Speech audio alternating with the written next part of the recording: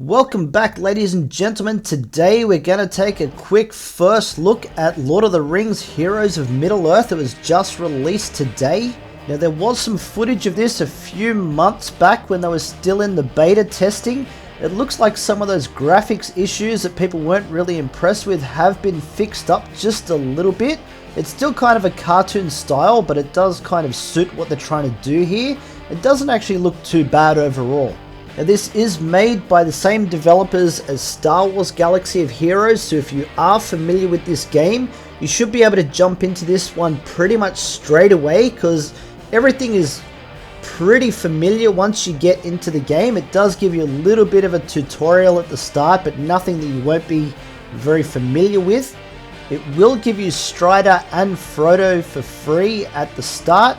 And the first chest that you open up will give you Eowyn as well. So they'll be the first three that you can start things off with.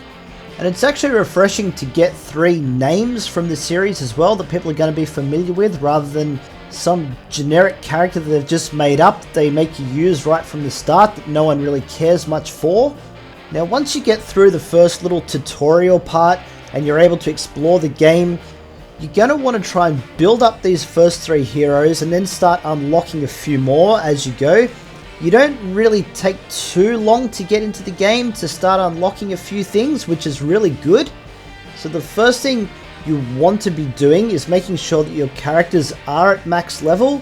The max level is based on your own level in the game. They can't go past you. So as you level up, you'll be able to bring all of your characters up to your level.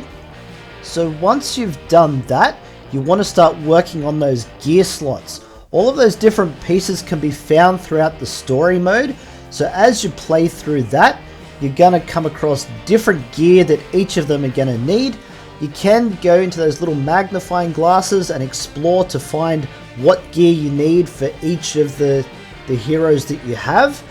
Now at the start, you also get plenty of energy. So once you get 3 stars on a level, you can auto win those games, so that way you can easily grind for those gear pieces without having to go back in and manually playing the game each time, which saves you a ton of time and also gets you a lot of experience so you can jump up levels pretty quickly. Just when you press that auto win, it is set to do 20 matches at once. I wouldn't do that because you'll burn through the energy quite quickly. Knock it down to maybe 3 to 5 depending on how many pieces of gear you might need for that particular piece, and that way you're going to save your energy. You're just going to get what you need at the start, so that way you can progress through the game just that little bit faster without burning all your energy.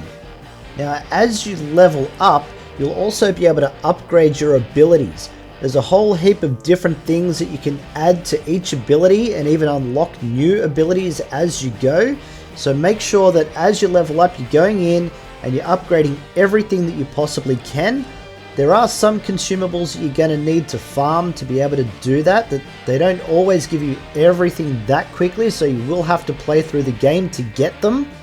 But all of these items can be farmed through the game, so it's not that hard. You just have to keep playing and you'll be able to get these guys all leveled up nice and quick. Another tip for all the beginners is on the main screen you will actually see quests and objectives. Make sure that you are working through them because they do have lots of resources that you need in the early part of the game that's just going to help get you to move things along just that little bit quicker. And the faster that you can build up these characters, the faster you can get through some of the higher levels of the story mode, unlock those better gear pieces and level the characters even higher, make them stronger, so you can compete in some of those PvP modes as well. Now once you complete the first chapter, so there are 9 missions in each chapter, finish that first one and you can unlock the hard mode for that first chapter, which gives you so many better rewards. As you can see there, the very first node of that hard difficulty gives you a hero straight off the bat. You get the 15 shards, which does unlock the character. His name is Eothane, one of the Rohirrim. So he can work really well under Eowyn's leadership if you wanted to build a Rohirrim team at some point. Now the benefit of the hard tier is there are a few other heroes that you can start collecting And the benefit of these is that you do get 5 attempts every day to get more shards. You can get 3 shards at a time from what it shows you here. So if you wanted to get characters up to that 7-star level, this is a good way to start being able to grind and build those characters up. Now if you're not sure whether you'd be strong enough to even attempt hard mode at this point, as you can see here, I've only got my starting 3 heroes, and getting through this one pretty quickly.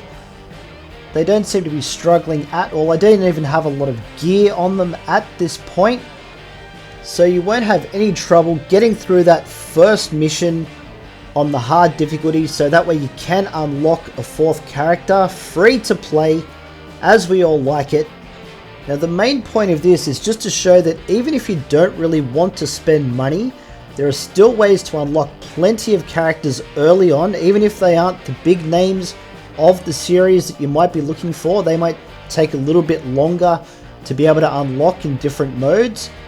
Now they will try and throw a few packs towards you to buy with real money. You don't have to get them. If you don't mind spending the money, they're not too expensive. So even if you are a casual spender and you just want to get started just that little bit quicker and get a few more decent characters in there at the start, I think Merry and Pippin are in one of the packs. So that's one thing that you can get into pretty quickly. If you don't mind throwing a little bit of money in it at the start of the game, you will get 2 decent heroes that will work very well under Stryder's leadership, because he does work very well with the hobbits. And the hobbits do work very well with each other as well. They have a few little tag team moves that you can use. But don't get too caught up on spending money, because like I said, you don't have to. You can do this free to play. You just have to put in a bit more time to grind things out. Time will be your currency rather than money, and there's nothing wrong with doing that. You can enjoy the game a lot more anyway without paying for it. As for all of the other different features around the main screen, your adventures, the arena, the supplies, the guilds, they all unlock as you progress. By level 20, you'll have everything unlocked and be able to enjoy all the features of the game.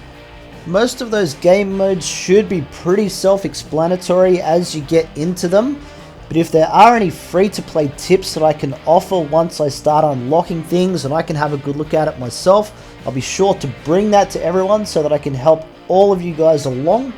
As I start unlocking different characters, I can have a closer look at them. Let me make the mistakes so you don't have to.